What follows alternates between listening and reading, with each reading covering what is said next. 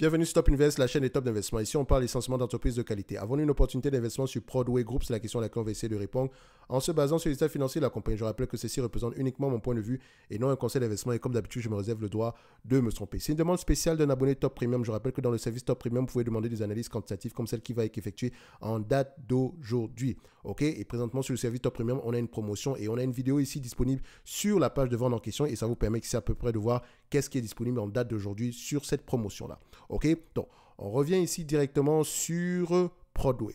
Ce n'est pas un choix personnel, donc on va essayer de regarder ça ici du point de vue revenu. Croissance des revenus, très très bien. Est-ce que les marges brutes ont tendance à être croissantes, décroissantes? Qu'est-ce qu'on a ici en date d'aujourd'hui? Croissance des marges brutes. Alors, en termes de marges brutes ici, on a à peu près une croissance des marges brutes, très très bien.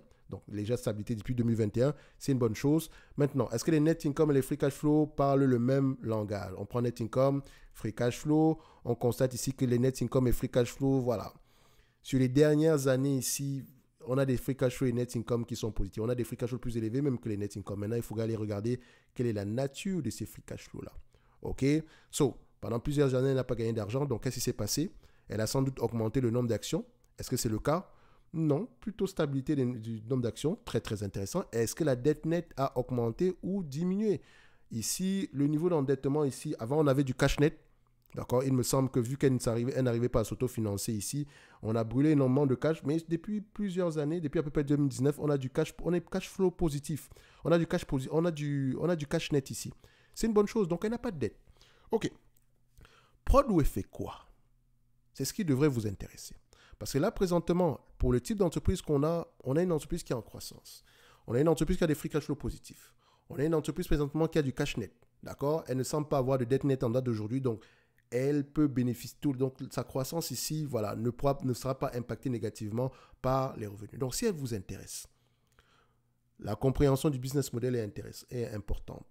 Moi, en date d'aujourd'hui, je sais déjà que ce n'est pas une entreprise qui va m'intéresser personnellement. Je n'aime pas les petites entités, les petites entreprises. Même si Germain dit oui, sur les petites entreprises ici, vous pouvez trouver également, il y a de fortes chances que vous puissiez battre le marché. Mais non, moi, je préfère les grosses entreprises parce qu'il y a également des entreprises, les grosses entreprises avec lesquelles vous pouvez battre le marché. D'accord? Donc, je préfère à peu près me concentrer dessus. J'aime également les entreprises qui sont assez suivies, où je peux trouver des informations. Prodway, je ne la connais pas. Donc, j'aurais tendance à avoir un biais négatif ici. D'accord? Donc, quand je regarde cette compagnie ici, du point de vue, est-ce qu'il y a énormément d'analystes qui suivent le dossier? Il n'y en a pas beaucoup. 2 ou 4 ici, et encore, il faut même vérifier si ce n'est pas l'entreprise qui les paye. Ça peut arriver.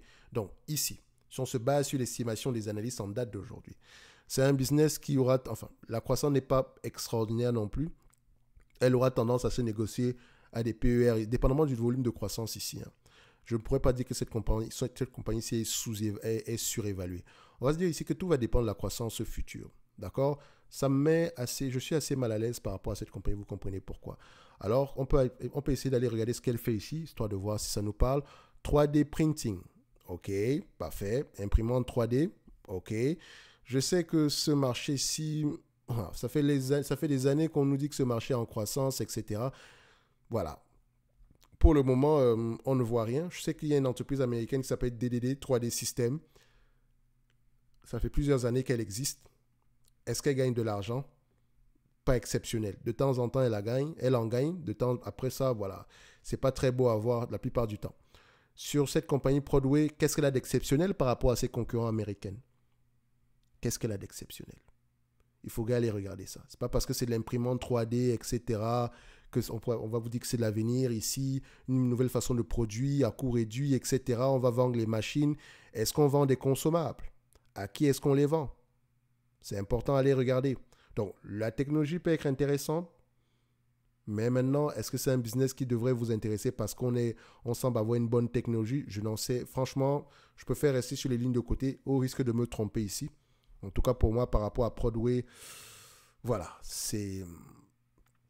je dirais non, c'est pas une entreprise qui va m'intéresser. OK? En termes de valorisation, à combien est-ce que je devrais donc payer un business pareil? Est-ce qu'on a des actifs tangibles ici qui pourraient nous aider? On peut aller regarder. Tangible book value en date d'aujourd'hui, 8 millions 72, ça est en train de diminuer parce qu'on a à peu près, voilà, je pense on avait de moins en moins de cash ici, etc. Mais voilà, on ne peut pas l'évaluer par rapport à ces actifs tangibles ici. Donc, on doit faire de la guesstimation de toutes les façons ici. Quel est l'objectif de marge du management? D'accord? Vu que ce n'est pas une entreprise qui est assez suivie ici, est-ce qu'on peut faire confiance à l'estimation des analystes? Faites attention à ça. On s'attend à des marges ici aux alentours de 3%, 3 à 5% par là. Est-ce que voilà, c'est trop peu? Et ce n'est pas un problème, mais pour ce type d'entreprise ici, dans la machinerie, avoir ce type de marge-là, voilà, c'est à peu près des marges de la grande distribution ici. Donc, est-ce que c'est intéressant? Je vous dirais non. Si on guessime un tout petit peu, est-ce qu'on pourra dire qu'on est surévalué ici? Je pourrais même vous dire qu'on est correctement évalué au prix actuel, mais ça prend déjà en considération une certaine croissance. Donc, est-ce que c'est un business? Voilà, je vous dirais, allez-y, regardez ailleurs, les amis. C'est pas une entreprise intéressante. Il y a beaucoup de... Voilà, il faut vraiment avoir confiance au management. Il faut comprendre le produit, la taille du marché. Est-ce qu'on a des commandes? Est-ce qu'on a des consommables? C'est intéressant. C'est quelque chose qu'on devrait regarder. Est-ce que c'est un business qui devrait nous intéresser? Non. Même si vous voulez investir dans la machinerie, je pense qu'il y a de meilleures entités, même si on se limite à la France ou à l'Europe présentement. OK? Maintenant, pour ceux qui veulent aller plus loin, qui ont une certaine compréhension du business model, parce que je sais que c'est une entreprise qui traîne beaucoup ici. Voilà, au niveau des small caps, on en parle énormément, etc. Mais voilà, je veux dire, on peut également ici voir que le prix de l'action n'est pas exceptionnel depuis plusieurs années. Et même si on ne se base pas sur le prix de l'action pour prendre nos décisions d'investissement ici, voilà, on peut se dire que les fondamentaux quantitatifs sont intéressants sur les dernières années. Tant mieux. Mais est-ce que c'est durable? C'est la véritable question. À combien s'attendre dans le futur? En termes d'estimation ici, les analystes, c'est un business qui pourrait s'échanger à 15 fois les bénéfices en montant, s'il y a une croissance, bien sûr. Si on se limite à 15 fois les bénéfices ici pour justifier le prix actuel, il faut au moins qu'on ait à peu près aux alentours de combien? Si on prend 100 divisé par 15, on devrait avoir à peu près un revenu aux alentours de 6 600 000 ou bien 6 700 000. Bénéfice net, excusez-moi, pas un revenu. Donc, c'est à partir de 2026 qu'on aura à peu près ces niveaux-là. Donc, vu que les free cash flow ont tendance à être plus élevés ici, toujours à les vérifier également, enfin, c'est à partir de 2026 qu'on pourrait vraiment avoir ce 6 millions-là. Donc, il y a déjà assez de croissance inclus dans le prix actuel. OK?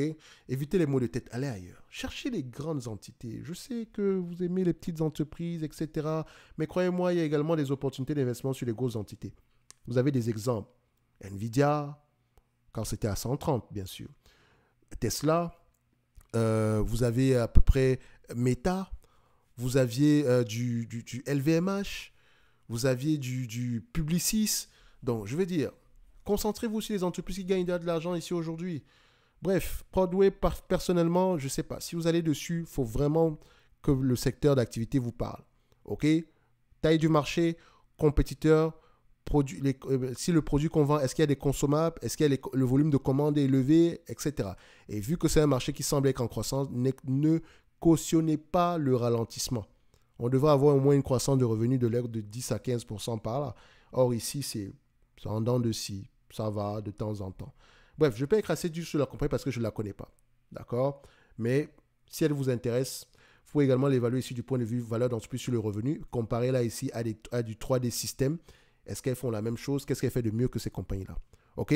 Bref, ceci n'est que mon point de vue, non un conseil d'investissement comme d'habitude. Je me réserve le droit de me tromper et vous savez pertinemment que ce n'est pas une entreprise qu'on proposera sur les choix de Top Invest dans le service Top Premium. Donc, je vous encourage à aller lire ici la page de vente sur le service Top Premium pour voir à peu près quelle est la promotion qu'on a présentement en date d'aujourd'hui. La promotion se termine le 31 du mois de août. Donc, enfin, à la fin du mois d'août. Je ne sais même pas si on aura 31 jours ce mois-ci. Bref, un like, un abonnement, ça fait toujours plaisir et on se donne rendez-vous sur la prochaine vidéo. Merci.